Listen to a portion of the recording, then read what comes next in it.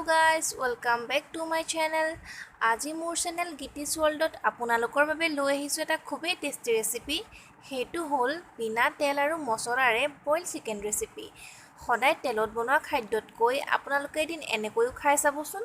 এনেকৈ খালে মাংসখিনি খাবলৈ বেছি টেষ্টি হোৱাৰ লগতে হেলদিও হয়।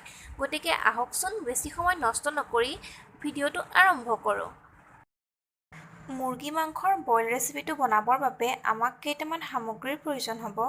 সেইকেইটা হ'ল কেইটামান জালুক, সোৱাদ অনুযায়ী নিমখ, কেইটামান শুকান জলকীয়া, যিকেইটা মই ইয়াত দেখুওৱাৰ দৰে পানীত তিয়াই ৰাখিছোঁ, আৰু লৈছোঁ দুটুকুৰা